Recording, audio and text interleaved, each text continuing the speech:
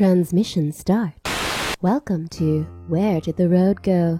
Join us as we wander off the path and explore lost history, consciousness, the paranormal, unexplained mysteries, alternative thought, and much more. We are present on the web at wheredidtheroadgo.com. Now here is your host, Soraya. And welcome to this edition of Where Did the Road Go? If you're listening to this on Saturday night on WVBR, this is a live show. So if you have any comments, go to wheredidtheroadgo.com, and there's a little box in the lower right. It'll pop up when you go to the page, and you can send me comments that way, and or questions, and I will throw them into the interview. You can also try commenting on Facebook, but there's no guarantee I'm going to see the Facebook comment until after the interview. But if you do it that way, it'll pop up, and I'll know you had a question, and I'll pass it along to my guest, who is David Matheson. Hey, David. Hi, Soraya. And you were here maybe 6 months ago or so? Yeah, I think it was in July. Yeah. So, sounds about looking right. Looking forward to the conversation, and hello to everyone who's listening out there. And you have a new book out called Star Myths, Volume 3, Star Myths of the Bible.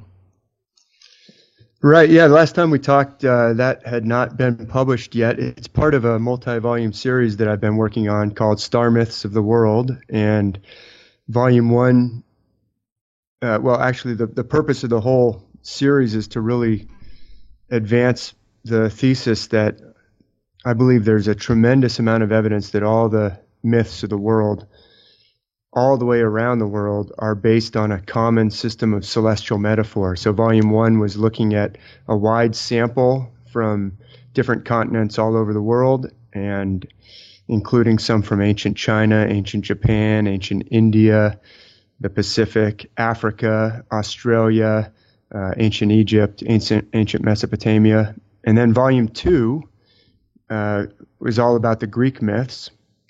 And then Volume 3, as you just mentioned, that was just released this fall, and that is Star Myths of the Bible. So that's 766 pages of analysis of different biblical episodes that I believe are also based on the same system of celestial metaphor that informs all the other myths of the world. They all seem to be using this same system.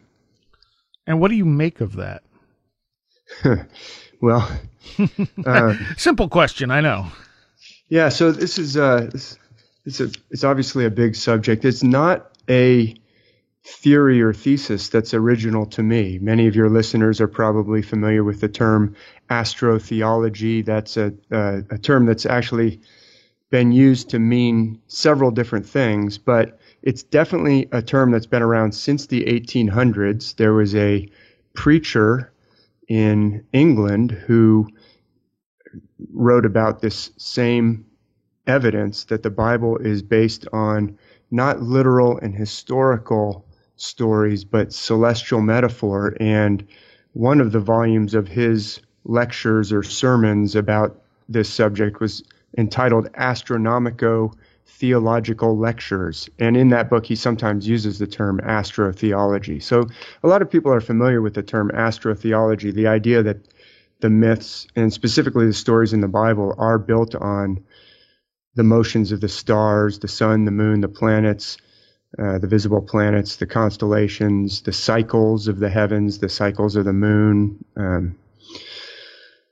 But it's actually something that goes all the way back to ancient times. You can find references even in Plato and Aristotle and an ancient writer named Macrobius and another ancient writer named Lucian who wrote about the same sort of thing. This is not a theory that is original to me. It's almost, I've used the metaphor, it's kind of like there's these ruins out in the jungle, kind of ancient stone ruins that are covered by jungle creepers, and different authors over the years have gone down and said, hey, there's something here, and they've described one part of it or another part of it. And I really became fascinated with it and wanted to see kind of the whole system, and I really dived into it. And that author that I told you about, the preacher from England from the 1800s, Robert Taylor, he's one of the most systematic to write about it, but he was almost entirely focused on the Bible. And I'm trying to find the entire system appears to be the same all the way around the world. So that has tremendous implications for ancient history. You know, how did it all get there? How did this get forgotten? Or, you know, so your question was, what do I make of it? I think there's tremendous ramifications to it, but the 3 volumes that I just mentioned, Volume 1, Volume 2, and Volume 3, I'm trying to present the evidence that it's actually going on, because I think a lot of people would say, well, that's just crazy, or, well, you can say that, but how do you prove it? And I'm showing with star diagrams and illustrations the evidence and trying to show how the system actually works, because it's like another language. It's like learning another language. It has a grammar to it, and it has certain parts of the cycle, I believe, are used to represent different things. And we got into that a little bit in our last conversation, Yeah. but I'm trying to show that it's going on. So part 1 of my purpose in writing Star Myths of the World, this multi-volume series, is to show that it's in fact, the evidence is overwhelming, that it's just like saying, you know, the pyramids exist, or the Tiwanaku exists. This is worldwide. We can't deny that there are these ancient ruins all the way around the world that seem to come from some megalithic builders that appeared to align things with the stars and put them in certain specific geographically significant points on our planet's surface. And nobody's 100% sure exactly what they were doing, but it seems to almost have a coherent whole, and some people have described it as a grid. Well, there's also, at the same time, a worldwide myth system that's like slumbering beneath the vines and the sands and the snow drifts in all these different parts of the world, like another gigantic instrument laid out, sprawling across the globe. That's how the authors of Hamlet's Mill described it. They wrote about this idea in a thick book that was published in 1969 called Hamlet's Mill by 2 college professors.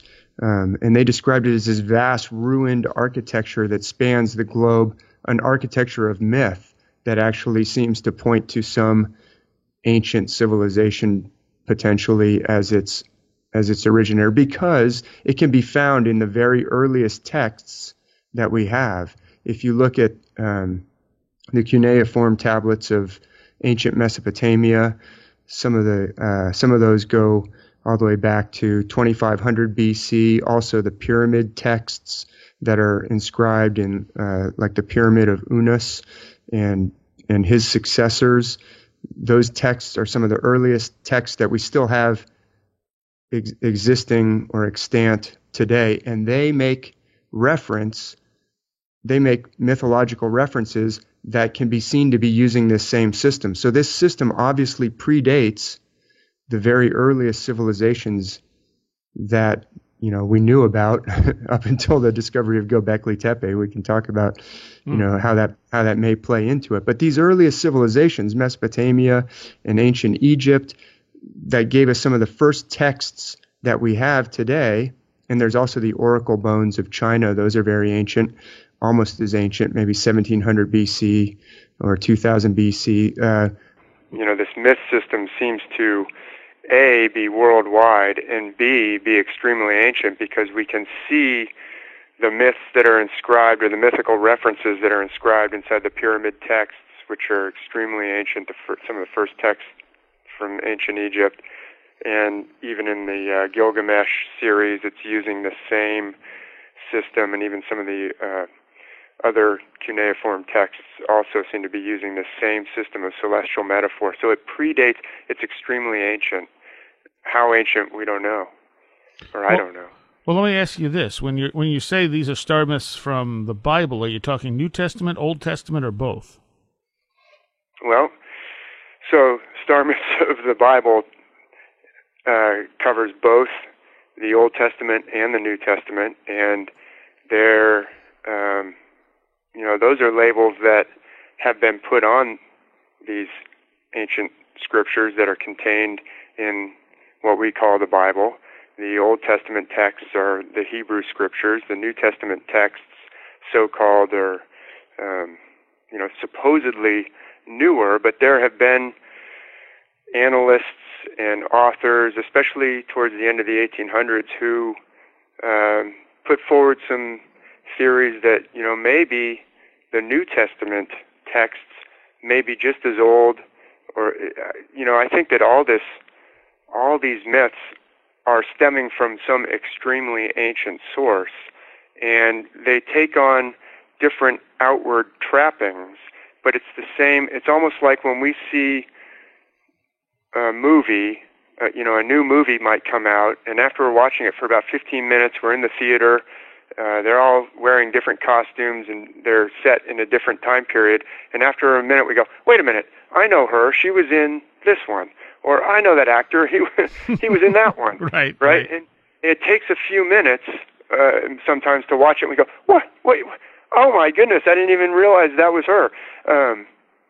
Because they may look so different, but then it's the same actor. Well, that's what we find in the myths as well. So your question was Old Testament or New Testament? Short answer is both. Okay. I spend a little bit more space in Star Myths of the World looking at the Old Testament simply because there are so many stories in the Old Testament. Like I said, it's 766 pages. I could have easily, there's so much material. You could have easily written 766 pages on Genesis alone, or even just on, one portion of Genesis alone. But so I necessarily had to leave some out, but I covered, most of the major episodes, many of the major episodes that people would be familiar with from both the Old Testament and from the Gospel stories in the New Testament, as well as some from Revelation. So Revelation is a form of this system that's apocalyptic in nature, and apocalyptic literature will often be using the exact same system, but won't always dress it up in a way that's as coherent. It's not necessarily trying to tell a story where everything is allegorized as if something that maybe could have happened with a few miracles worked in. When we get to Revelation, it's like there's a sword coming out of his mouth, or there's, things. It seems very strange, but what it really is, it's the celestial metaphors, a little more undiluted. They're not watered down. It's like, you can have your whiskey with water in it or no water in it, or you can really freebase the stories, and then it seems really weird, but it's really the same metaphors. Just in a different type of a literature, different approach. Did you look at the latest versions of the Bible, or did you go back to older texts? Well, that's an interesting question. So, I am not a scholar of ancient Sanskrit. So when I'm talking about the texts from ancient India, I'm using translations, and when I'm talking about the texts from ancient Japan, like the Kojiki, I don't pretend to be a scholar of Japanese or ancient Japanese, but you even in the translations, you can see, it's like once you start to become familiar with these characters, you start to see, wait a minute, that is definitely a Sagittarius type character. Oh, or I suspect that this is an Orion figure just based on what's going on in the story. So to get to your question on the Bible itself, I'm not a scholar of ancient Hebrew, not a scholar of ancient Sumerian, Akkadian, Babylonian, but, I'm using translations, and I find that the older translations of the Bible, like the King James, and in fact, I deliberately used the Geneva translation in Star Myths of the Bible. The Geneva translation was just a little bit before the King James. There were several editions of the Geneva translation, but the Geneva translation was one of the first translations of the entire Old Testament and New Testament into the English language. And the King James is also very closely based on the Geneva translation. What they did was they didn't like a lot of the interpretations or the glosses, the spin that was being put on in the margins was in the Geneva text was very Calvinistic. So there were some church authorities that didn't like the Calvinistic spin, so they basically used that excellent translation, made a few changes, and took out all the margin notes, and that's the King James. But the reason why I like those older translations is some of the newer translations, the modern scholars will, like the New International Version or some of the modern, other more modern versions, they may, from a scholarly perspective, they're looking at other texts. They're saying, oh, well, we found these new scrolls, so let's incorporate those. That's great from a scholarly perspective, but what they would often do was, if there was something like a unicorn or something that the King James and the Geneva would translate as a unicorn, they'll change it to a wild ox.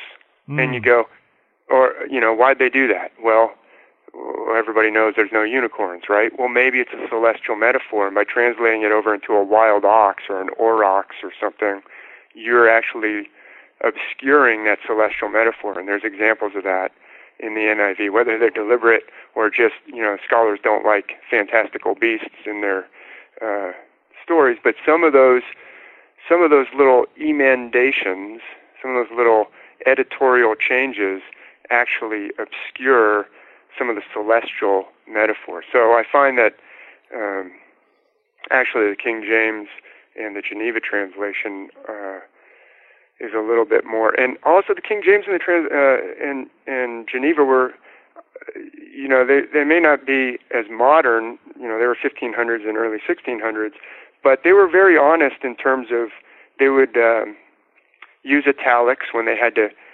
add an extra word to make the syntax sound, so you can tell what's an addition and what's not. And they would also have a margin note sometimes, like in the Adam and Eve story, when they're hiding after having taken a bite of the fruit, and now they are filled with shame, and they're hiding, and the Lord God comes walking in the cool of the evening. They'll have a margin note and say, the original Hebrew here actually says, or in the cool of the day, sorry, not the cool of the evening, but the cool of the day. The ancient Hebrew actually said, in the wind of the day. And they'll have it in the margin, and that's very helpful. So even though these translations are from the 1500s, 1600s, I believe they were honestly attempting to give you a transparent look at what they're translating. And that wind of the day actually is a clue that points to a specific constellation that's found around the world. So, which constellation is that? Oh, well, that's a loaded question. So, it's the same constellation that I believe gives us the hurricane, right? It's a wind. There's this is the constellation that is sometimes a whirlwind, sometimes a divine wind, and it's the constellation Hercules. So Hercules is son of Zeus in the Greek mythology. It's a very large and powerful-looking constellation. It's usually the most powerful figure in any myth system, like Zeus is a Hercules figure. He has the thunderbolt. Hercules, son of Zeus, or Heracles in the Greek, carries a mighty club. But in ancient India, in some of their ancient Sanskrit epics, there's a character in the Mahabharata who's named Bhima. It's spelled B-H-I-M-A. I think they usually drop the A off on his name, Bhima or Beam. He carries a huge mace, and he's like enormously strong. And he's the son, actually, of a wind god. So this constellation Hercules it actually looks like a powerful, it's not always a male figure, by the way. There are female figures that Hercules will show up sometimes as a female figure. In fact, I believe the Medusa, the Gorgons of ancient Greece, are Hercules figures. So that's a female. But Hercules does look like this powerful, striding figure when you outline the stars in a certain way. He has a very square head. The constellation itself I'm talking about has a very square head, and that's usually interpreted as a man with a full beard, like Zeus has a full beard whenever he's depicted in ancient art. Hercules or Heracles typically has a full, very square beard when he's depicted in ancient art on the Greek, pottery and things. And actually, you can actually look at those Greek vases and potteries and craters and different, ceramics that they made and see the outline of the constellation Hercules when they're depicting the figure of Hercules or Heracles. He's got a distinctive deeply bent rear leg with his knee almost touching the ground in the sky. I'm talking about the actual outline. So this brings up how you outline the stars, and I don't want to. I'll throw it back to you. I don't want to talk for too long, but you asked which figure is this? The wind. The figure of Hercules is usually, if you go on Wikipedia or if you use your iPhone app and you look up Hercules, you're going to go, what on earth is he talking about? It doesn't look like a figure with a full beard and a big club and a outstretched leg at all. It looks like a jumble of sticks thrown together. It doesn't make any sense to me at all. The outlining system that is presented on Wikipedia and a lot of these apps is terrible for actually seeing the constellations if you're going out into the night sky, and it's also terrible for trying to understand how these constellations fit into the myths. And I don't know if it's deliberately terrible to keep people from seeing this or not, but actually there was an author, a very important author to my work, whose books I was raised on. I had these books when I was little. I don't ever remember not having these books, and his name is H.A. Rey. And I don't know if we mentioned it on the last. I don't think we did. So, no. So H.A. Rey, are you familiar with H.A. Rey? I'm not. Okay, so he's a children's author usually. Thought of as an author of children's books. I love to ask this question of interview hosts. Do you know who H.A. Rey was? H.A. Rey wrote with his wife Margaret Rey the Curious George books. Oh, okay. All the way through the 50s and 60s. But he also wrote in the early 1950s, he wrote a book called The Stars, A New Way to See Them. And it's still in print. It's one of the best sellers out there still on Amazon. If you go on Amazon, it'll say #1 bestseller in youth and teen books. It's a fantastic book. It's called The Stars, A New Way to See Them, and it's been updated over the years to, add some additional planetary info or whatever. But the 1952 it came out, and he was lamenting in this book. He said, the way we outline the constellations is terrible. It's either usually too flowery with all these kind of, fully drawn, ridiculous figures that you can't see in the sky, or it's so geometric that it doesn't even look like what it's supposed to look like. It looks like an abstract art. Either one is useless. You can't remember them. You can't find them. So I'm going to give you a better system. And then he proceeds to give you this fantastic system. And when you look at his outline of Hercules, you go, oh, well, I can remember what that looks like. I can find it in the sky. And by the way, he never mentioned this, but you can line it up to a Greek vase and say, it seems like these ancient Greeks were using the H.A. Rey method too. So I don't know if H.A. Rey came up with it by divine inspiration or just, his genius matched up with whoever gave us these ancient myths, but his system enables you to see this. And I happen to grow up looking at, he even has a children's version of it. I had that one too when I was really young. Anyway, it's fantastic. He's got a children's version and a more grown-up version. It's suitable for teens and children too. But everyone should own those in hard copy. I'm convinced. And anyway, he doesn't talk about this, but I believe that the Hercules outline, and this is from looking at lots and lots of myths, is also alternately, it's one of the few that kind of has an alternate appearance in the myths. Sometimes the Hercules constellation figures in the myths as a spider or a whirlwind. And that's because the square head of Hercules can be envisioned as having kind of four arms radiating off it like a spinning disc or something. And so sometimes in the myths you will have a whirlpool, right? Odysseus encounters a whirlpool, Charybdis, when he's sailing past Scylla and Charybdis in the Odyssey. So sometimes the Hercules constellation will show up as a whirlpool. More often, it'll show up as a powerful figure with a thunderbolt-type weapon or a club. But sometimes it'll show up as a wind, a powerful wind, a spinning wind, a whirlwind.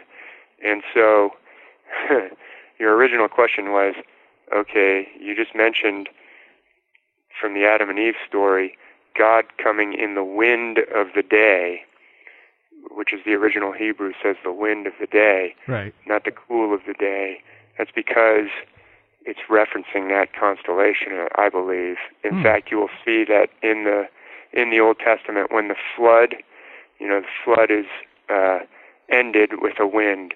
The Red Sea is parted with the breath of God's nostrils or with a wind. So, and this is an extremely important constellation. And this is why the book is 800 pages long. Yeah, there's actually it's probably a little bit longer because of the way that I wrote it. I didn't quite finish. The two main purposes of writing this series is, one, to show that this evidence is super abundant evidence. There's so much evidence, it's almost irrefutable once you see how much evidence there is that all the stars, all the myths on virtually every continent of the world, and all the islands, by the way, like in the Pacific, all these myths are using the same celestial metaphor system. So one, I'm trying to just show that is actually true. I'm going to show you some myths from the Pacific, show you some myths from North America, like the Native Americans, show you some myths from Central America, like the Maya, the Popol Vuh. And then I'm also going to try and teach you how the system works. So in each of these three books, there's the first half of the book, I tell the myth or the story, and I put in boldface some clues like, notice this passage said, the wind of the day, boldface. Where have we seen that before? And if, this is volume 3, you might remember back to volume 1 where there's a story from ancient Japan where there's a wind, or where there's a powerful figure throwing things in through a hole in the roof. Sometimes this square head of Hercules, which is pretty high up in the northern dome of the sky, figures as a hole in the roof through which things are lowered down or thrown down onto other characters. So once you start to see these patterns, then you may be reading a story from Japan and you go, wait a minute, the story in ancient Japan, something's being thrown down through a hole in the roof. Where have I seen that before? Oh, in the New Testament or whatever. So I was explaining. So in the first half of the book, I give the story, but I don't give the explanation. And this is actually a reader in the Northeast there, where you are, and where a lot of your live radio listeners are right now, who wrote to me and said, hey, I love how in some of these blog posts you will lay out how a myth works. And that's all very nice, and it's all very, satisfying to read it, but how about, making it interactive so people can try and solve it for themselves? And I said, what a great idea, and thank you, many thanks to that, that supporter that had that brilliant insight. And so now I've got 3 huge books trying to do that, based on that suggestion. So at the end of the explanation, it'll say, now please turn to page, think about it, and when you're ready, turn to page 390, and then we'll see the story of Adam and Eve again.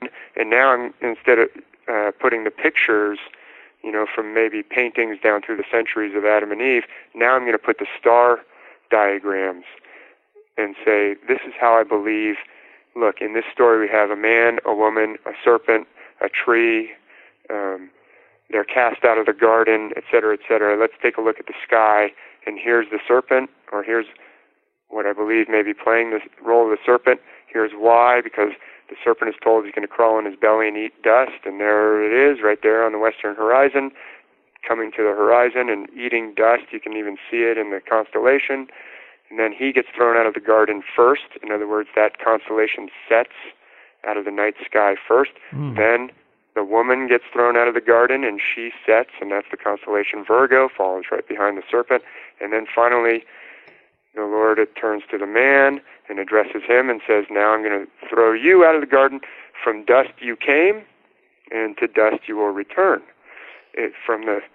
You came out of the horizon when you rose up in the nighttime, and now you're sinking back down you're returning right back down to the other horizon and sinking down. A lot of the language that you find in the Bible clues you into the fact that it is talking about celestial metaphor. Okay. So we were talking about ancient civilizations and Göbekli Tepe and such. How far do you think these things go back, and what do you see in Göbekli Tepe that you can connect to all this?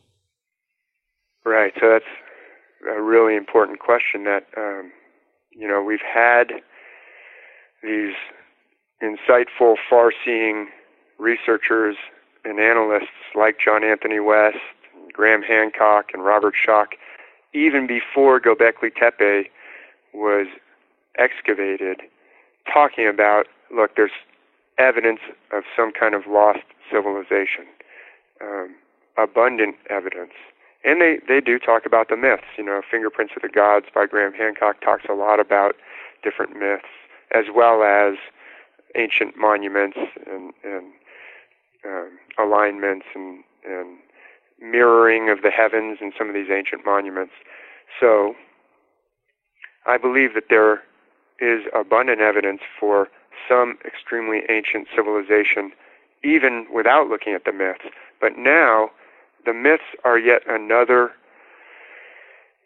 piece of evidence that shows, look, if we've got the same very sophisticated system in use all the way around the world, across millennia, because the pyramid texts of ancient Egypt are from several thousand years BC, 3,000 years BC.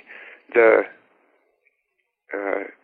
Native American sacred traditions and stories and myths are still being passed down to this day. We're certainly, still almost in their original condition in the 1800s.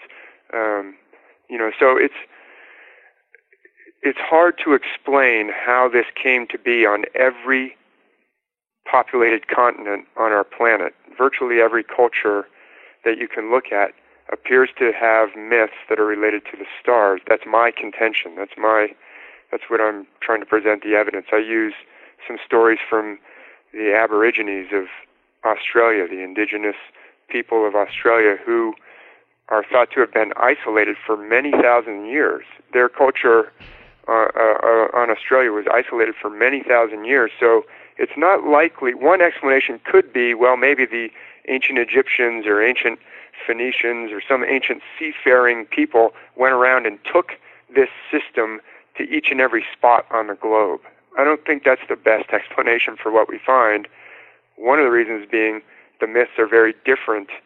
Their outer trappings are very different in all these different places. The heroes have different personalities. Sometimes one constellation will be male in one place and female in another place, but it's still using the same system. So what I believe is more likely is it came from some very ancient common source, some ancient lost civilization or very ancient lost culture that must predate Mesopotamia, must predate even ancient Egypt, even the pyramid texts, even the Gilgamesh cuneiform tablets from ancient Mesopotamia, and even some of the older tablets that aren't even part of the official Gilgamesh series from ancient Mesopotamia have this system running around in it. So it must be from something even more ancient than that. And when people like John Anthony West, suggested these, in the 70s, he published Serpent in the Sky. Right. In the 70s, he was saying, look, there's aspects of ancient Egyptian civilization that just seem to appear out of nowhere. These hieroglyphs just spring into, it's not like they're primitive hieroglyphs and then beautiful hieroglyphs. It's like, boom, beautiful hieroglyphs in the pyramid text. They're already beautiful in the very first extensive text that we have. Where did it come from? And he talks about all these other things, their system of medicine, their mathematics, obviously, I mean, their ability to do these things that they were doing and make these statues where the face of the pharaoh, you can see, it's in the hardest rock you can imagine, and the face is the same face in all these different sizes and all these different statues, and you go, oh, how'd they get this face exactly the same each time? Well, there must have been some extremely ancient civilization. And of course, John Anthony West also, found that passage from R.A. Schwaller to Lubitsch that said, looks like the Sphinx was weathered by water. Mm-hmm. And John Anthony West said, that's extremely important. Let me find a geologist to help me verify if that's true. And then he found Robert Schoch, and that was in the early 90s. Right. Still, Göbekli Tepe hadn't been found. And Robert Schoch, to his credit, was open-minded enough, academic, went over there, looked at it, said the evidence is overwhelming, and I'm willing to go against this tremendous amount of conventional resistance to say this Sphinx must be much more ancient than people are saying, even in the best historical scholars, according to the conventional paradigm, must be wrong. And they were ridiculed. They were attacked. People said, where's the pottery from these supposed ancient civilizations that you're talking about? Where's the evidence? Blah, blah, blah. You don't have anything. Stop talking about it. And for a long time, and I don't want to steal their thunder. You probably had them on your show, or mm-hmm. people maybe have heard them or read their wonderful books. But they said, for a long time, we had to basically say, well, someone had to find the first dinosaur bone too. The resistance to Schoch. I mean, he was getting spit on by other geologists and Egyptologists and stuff who literally would come up and spit at him because they were so upset with his work. Well, and so, what's going on with that? I mean, What is going on with that, right? But to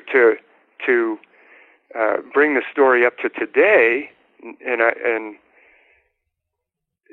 got a chance to listen to, and meet Bob Schoch in person and meet John Anthony West at the Conference on Precession and Ancient Knowledge, which happened a couple months ago. It was fantastic. But for a long time, they didn't have any ancient civilization evidence to point to, and then Göbekli Tepe started getting excavated in the 90s and early 2000s, and all of a sudden, there is evidence of something that is 10,000 BC, not 10,000 years old, 10,000 BC, with beautifully, planed surfaces and sharp edges and towering stones, and they even vibrate, and it's, this incredible,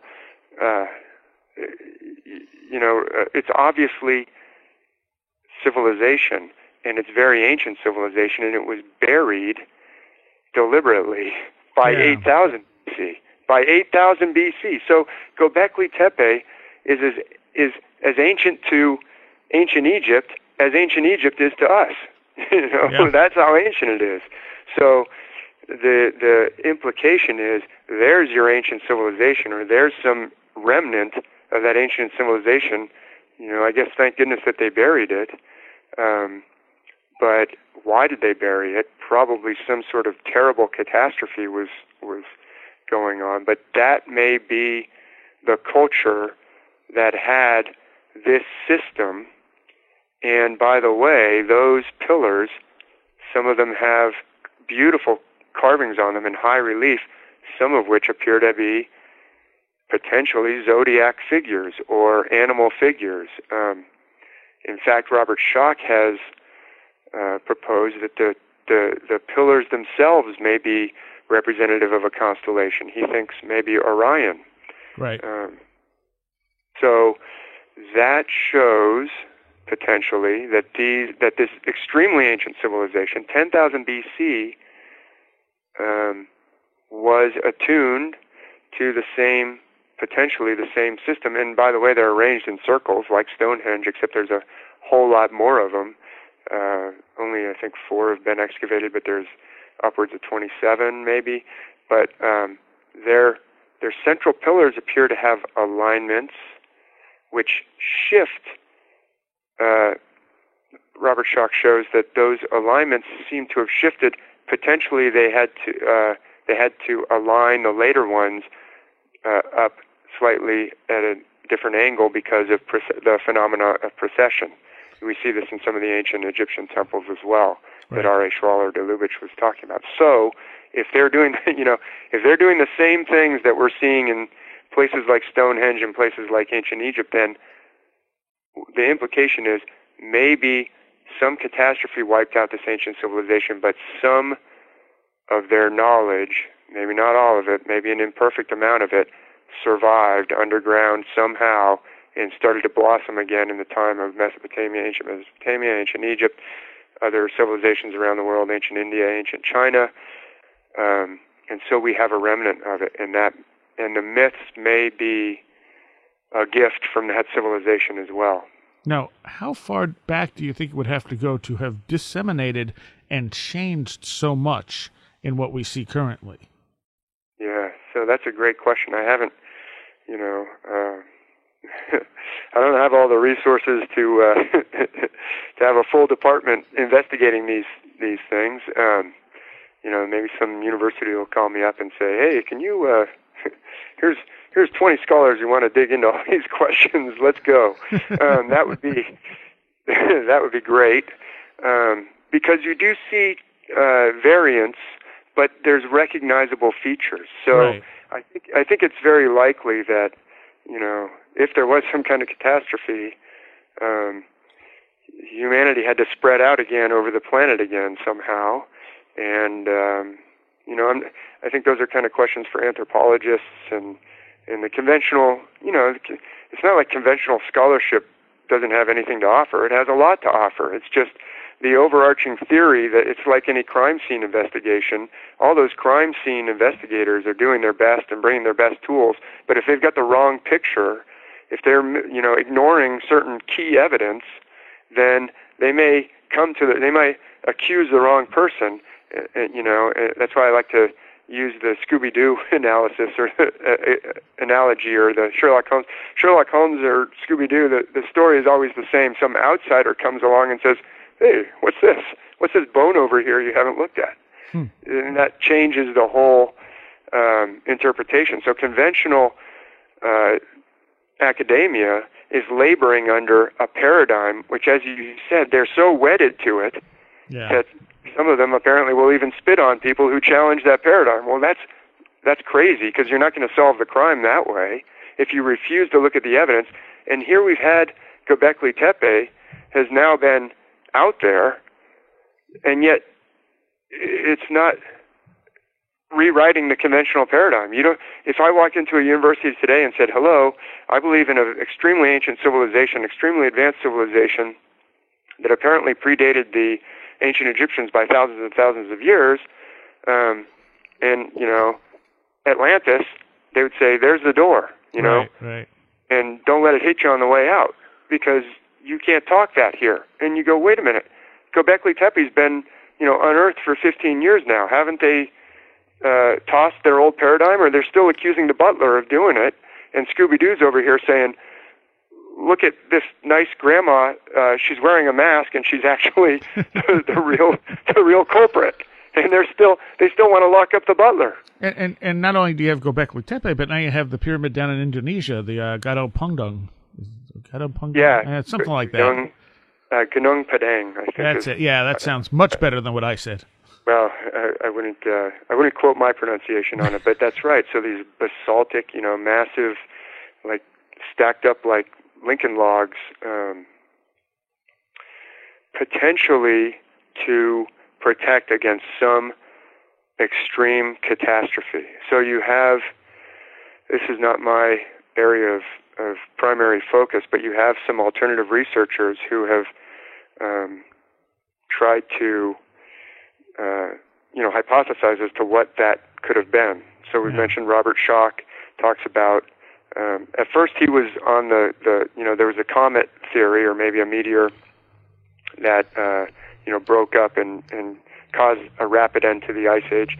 As a geologist, he's looked at ice cores and things. Well, I don't want to put words in his mouth, but his most recent books, like Forgotten Civilization, and he's got another one coming out in early 2017, talk about the possibility of coronal mass ejection, which may have a lot going for it as the potential, ancient civilization ending catastrophe. You also have, as I mentioned, the meteor theory. Well, you also have the electric universe idea that it was Venus. Yeah. So and that gets into the Velikovsky and the another planet ejected from Jupiter or Saturn came ripping by.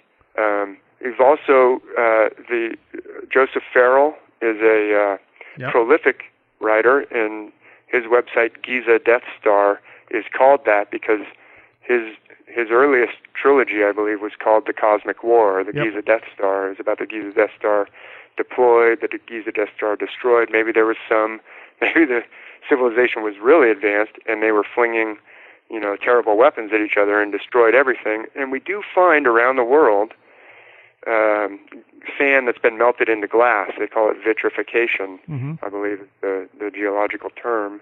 And you find that in places like the Indus River civilization at Mohenjo-Daro, and you find it in the Egyptian sands in some places. And so that is something that was found, at the nuclear sites in New Mexico when they were testing the nuclear devices, the thermonuclear devices. It melts the sand into glass.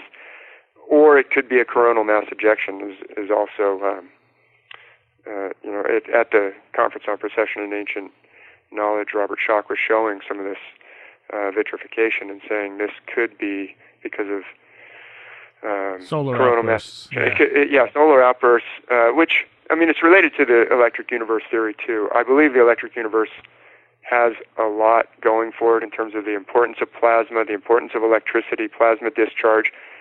Obviously, or maybe it's obvious, my interpretation of the myths is somewhat different. So, so I would say that theory could be right in a lot of things in terms of what's powering the sun, or what's these things that we find about the spin of this and why would it spin like that, or all the physics is fantastic. But part of that theory is sometimes or often, hey, you can't understand the myths, the ancient myths, unless you understand that the skies were tremendously different. We had, Saturn was so big that you could see it right up over the North Pole. And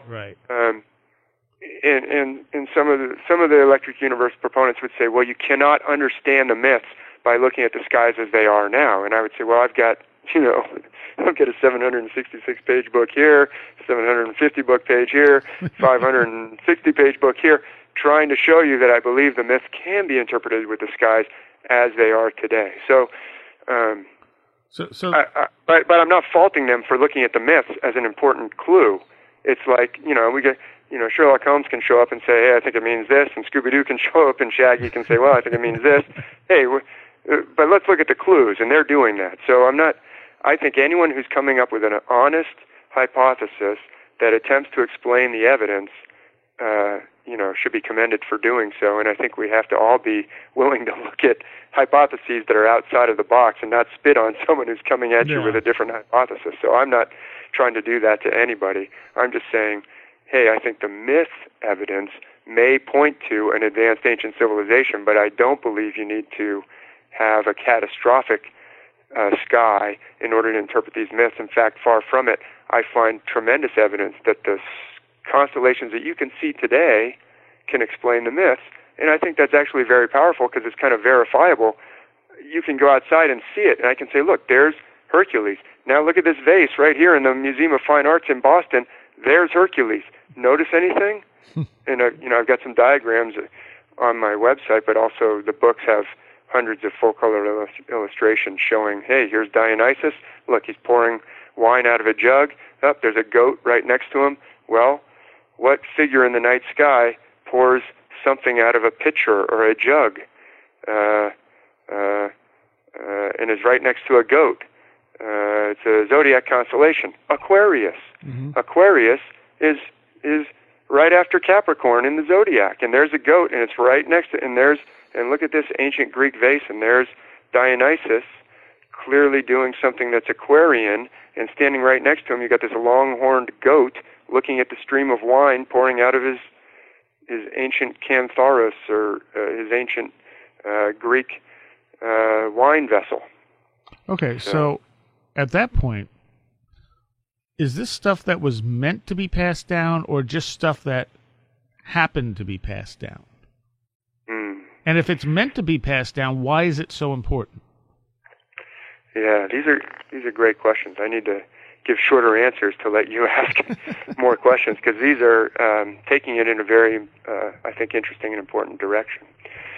I believe that these myths were intended to be esoteric in nature, not intended to be understood literally and historically. And that means that esoteric, just to, everybody uses that word, and sometimes we use it to mean different things. Esoteric can mean hidden or deliberately hidden, but I used it on the last interview. I use often the illustration of Mr. Miyagi when he's teaching Daniel-san how to do karate. He uses basically an esoteric method. He says, I'm going to teach you wax the car. He doesn't say, I'm going to teach you wax the car and this will stop Johnny's kick. He just says, I'm going to teach you wax the car, but there's a hidden meaning to wax the car, right, that Daniel will later understand. He doesn't understand it just yet. But to answer your question, I don't think Mr. Miyagi wanted Daniel-san to remain in the dark as to what the meaning of wax the car was. He was having Daniel-san wax the car because he knew Daniel-san needed to learn karate, because Daniel-san was getting beat up by these bullies. Right. So he wanted to pass it on, but he had to pass it on in a certain way, because that's the way that a certain part of our being grasps certain things, deep things that are kind of our left side of the brain, so to speak, or the rational side, or the side that's great for learning mathematics in school or remembering, a formula or something. That's one part of our brain that's very essential. We need that part of the brain, but it might not be the best part of the brain to use when you're trying to do kung fu or something. So Mr. Miyagi was using an esoteric method to teach a deeper truth, but he did want to pass it on. So I believe that these ancient myths were using this system. Now, I'm not saying that they told everybody the system. That I don't know. But there were these things like the Eleusinian mysteries, where you weren't supposed to say what you found out. Right. It was like mystery. It's like you got to learn wax the car. Nobody's supposed to tell you what it means first, because that might mess it up somehow. And Mr. Miyagi doesn't tell Daniel-san what it means when he says wax the car. But the Eleusinian mysteries were open to everybody, Greek or non-Greek, male or female, slave or rich person. Everybody could go to the Eleusinian mysteries. So I don't believe that it was, I don't believe it was like told to everybody, but I don't believe it was, hey, we're not going to tell you, we're not going to, and that's what's happened is, see, these are like the original instructions. That's a phrase that's used by Peter. He wrote "In the Dark Places of Wisdom," so readers can look it up. Great speaker. But he talks about the original instructions that seem to be given to every culture. Has these original instructions, and yet somehow, in what became known as Western civilization, we got cut off from our original instructions. The Eleusinian mysteries were deliberately shut down.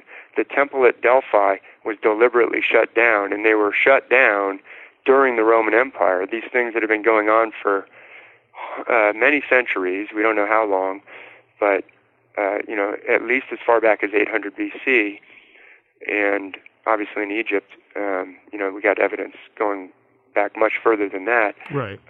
Somehow it was cut off in what became Western civilization. Now, there's many cultures on Earth that retained their original instructions, and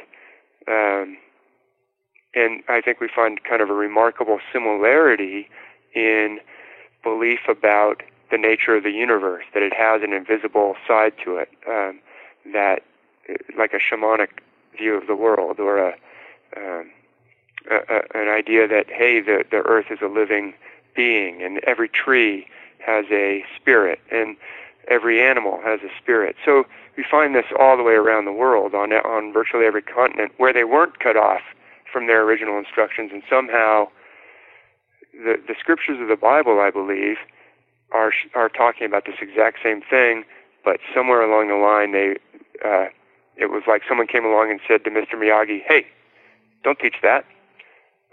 Daniel, this is only about waxing the car. Don't get any funny ideas that this might be connected to karate. Anyone who says it might be connected to karate, we need to tell them to shut up. And so it's been taught only literally for now a couple thousand years, 1,700 years probably, because the places like the Eleusinian Mysteries and Temple of Delphi were shut down in the late 300s AD, the CE, in the late 300s in the Roman Empire, when right. literalist doctrines had replaced the more esoteric doctrines. And the last thing I'll just say real quick is, I think another way you can tell that it was meant to be esoteric is a lot of the ancient myths will have contradictions in them, and nobody seemed to mind. Like Achilles in, the Iliad. They don't talk about this specifically in the Iliad, but it's in other myths. Achilles was supposed to be invulnerable. Why? Well, he was only vulnerable where? On his Achilles tendon, right? Why? Because his mother dipped him she was holding him by the heel, and she dipped him in the fire, this special sacred fire that would make him invulnerable, or she dipped him in the river Styx. But either version, wherever she held him by the heel, that's where he was vulnerable, in his Achilles heel. And today we still have an Achilles tendon named after that myth. Well, it didn't seem to bother them that, well, in some of the stories he's dipped in a river, the river Styx. Some of the stories he's dipped in a fire. Actually, more of the stories he's dipped in a fire.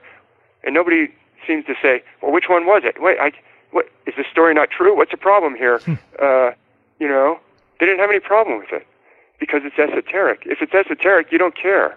It's, well, what's it trying to teach me? It's like wax on, wax off. Should I be waxing a car? Should I be waxing the fence? And Mr. Miyagi said, it doesn't matter. The point is, you make this motion. Right. So, same thing in the Bible. We actually have a character named Thomas, and Thomas has a surname or a second name that's mentioned in some of the texts that we have in our New Testament, Didymus. Thomas, or Didymus, I believe is how they pronounce it. And it's a Greek word, and that di at the beginning, di, is the same, like a dipole in physics or chemistry, or a diatoms, little atoms that have two, or little organisms that have two molecules to them.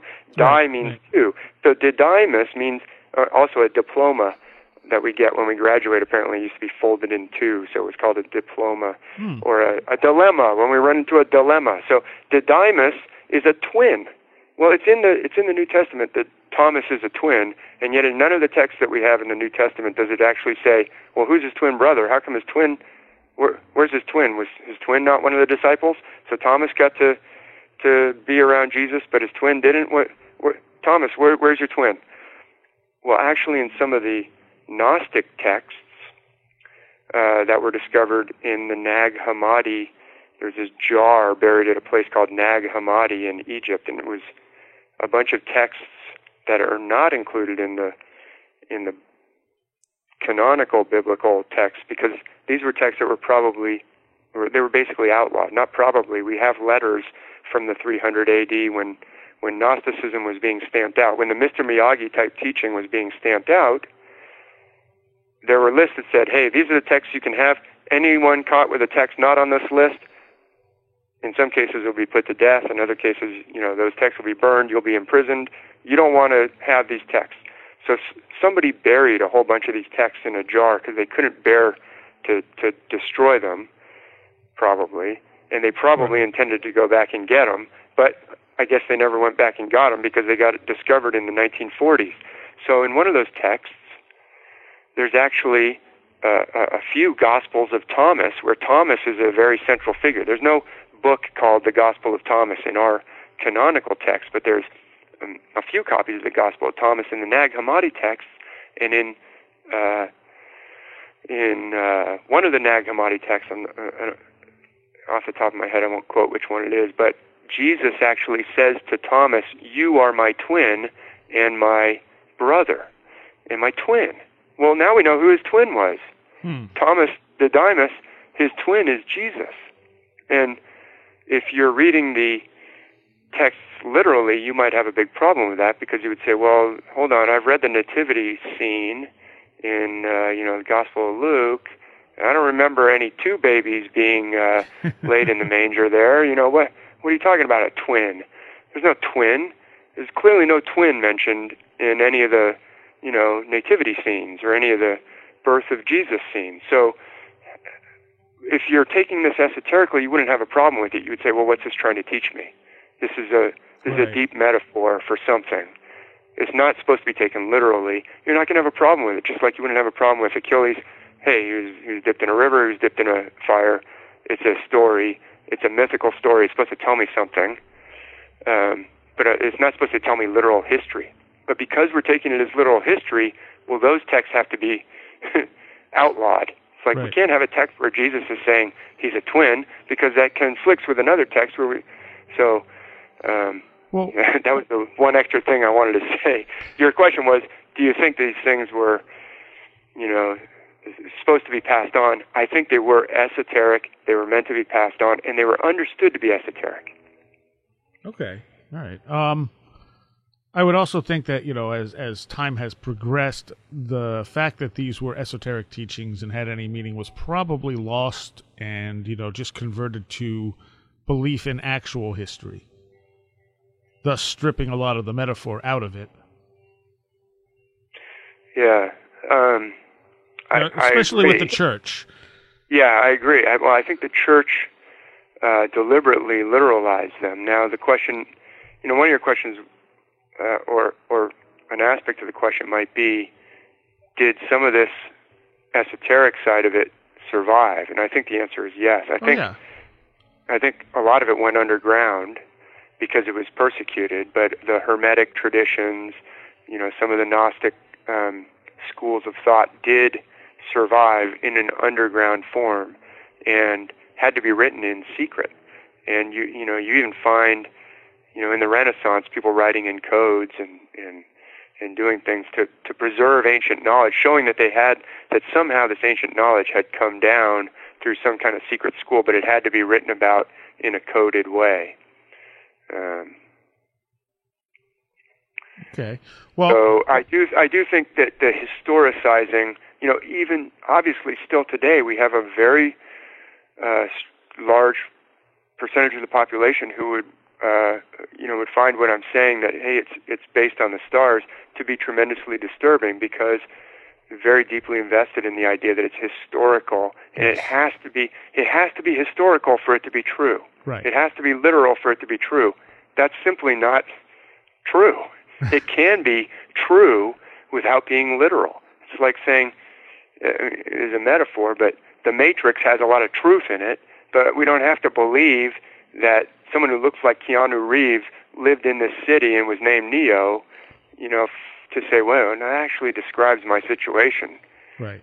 So it doesn't have to be literal in order to be true. Okay. And I would say that the people who, are heavily invested in the scriptures are heavily invested in the scriptures because they contain so much truth and beauty that people do look to them and say, hey, I found stuff in here that helps explain my life and helps me with my life. That's because it's full of truth. I'm just saying it is not I don't believe it's intended to be taken literally, and I can show specific passages that show that it's not intended to be taken literally. All right. Well, we're just about out of time, so why don't you tell people what your website is and what they can find there? Yeah, great. So my website's called starmythworld.com, starmythworld.com, and it's got a section for a blog where I have, literally, I think I'm over 900 and maybe over 950 entries.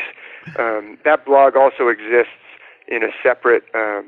I also have it on Blogger, so it's under the Matheson Corollary. I had the blog going for a long time. That's the name of my first book before I started Star Myth World as a newer website. But Star Myth World is really intended to be more of a one-stop place where you can go to find the blog. You can find sample content from the books. You can find all the books there. I've got 5 books now. The 3 that we've been talking about are the Star Myths of the World, Volume 1, Volume 2, and Volume 3. Right. Before that, I wrote The Undying Stars. So you can see all those books there. You can order them at your local bookstore. You can get them on Barnes & Noble. There's also a place if you want to buy a signed copy where you can do that at the bottom of that books page on starmythworld.com. And then there's a bunch of myths and videos on there, too, that I've made where I'm talking about specific myths. And there's some indexes where you can go to different places where I've discussed various specific myths and talked about them in terms of the constellations and the heavenly cycles. Okay. And the books are on Amazon, too? Yeah, they're on Amazon as well.